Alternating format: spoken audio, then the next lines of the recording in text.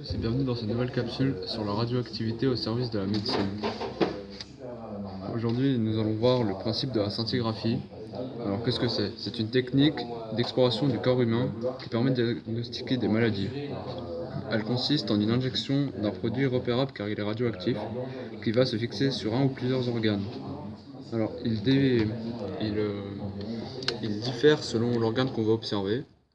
Une fois que cet atome est fixé à l'organe, le médecin mesure la quantité de rayonnement gamma émis avec une caméra gamma et fait une cartographie précise de l'organe.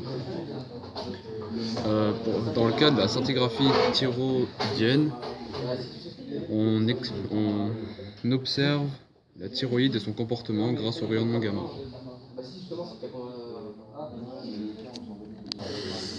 D'où provient le rayonnement? Alors, en fait, les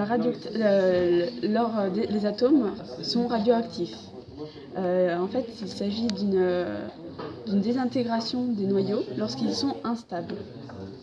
Dans notre cas, donc on peut voir sur la photo qu'il y a lors de la réaction, lors de la désintégration, on va réduire la quantité, on va changer la nature de l'atome et un rayonnement électromagnétique va se faire. Dans notre cas, on a trois types d'atomes possibles, d'isotopes possibles pour l'iode. On peut voir qu'il existe trois types de radioactivité, mais nous, dans notre cas, deux sont présentes.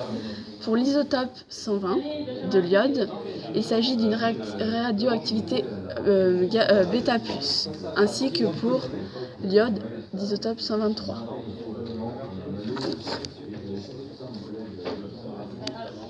Donc on remarque que pour l'émission bêta-, on va avoir une différence, puisque pour l'émission la radioactivité bêta-, il y a un surplus de neutrons par rapport aux protons. Donc on va perdre un électron et avoir un atome plus stable, alors que pour la radioactivité bêta+, il y a un surplus de protons. Et du coup, on va supprimer un positron, ça va créer un autre positron. Le rayonnement. Tout d'abord, on peut voir qu'il existe des rayons X et des rayons gamma. Les rayons X, qui sont utilisés pour les radiographies, proviennent d'une source, d'un rayon X, et ils ne présentent aucun risque. Tandis que les rayons gamma, qui sont utilisés pour la médecine nucléaire, présentent des risques dus à leur énergie qui est trop forte. Leur rayonnement électromagnétique, appelé gamma, est très courte et leur longueur d'onde est également courte, ce qui peut être nocif pour le corps. Cependant, lors de la radiation, qui peut être dangereuse, les doses sont très faibles et contrôlées, et elles peuvent partir très rapidement du corps. Il n'y a donc pas une grande nocivité pour le corps. On peut voir en effet que les rayons gamma ont une longueur d'onde plus courte et donc ils peuvent présenter des risques pour notre corps.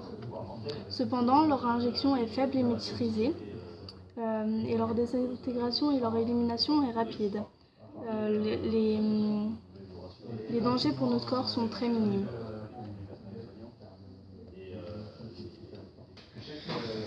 Donc nous avons ici fait le choix d'utiliser l'iode 123 car son élimination est rapide, mais elle n'est pas trop rapide. Par exemple, l'iode 137 est lui trop faible, donc ce qui va faire qu'il resterait en pourcentage trop faible au moment de l'examen.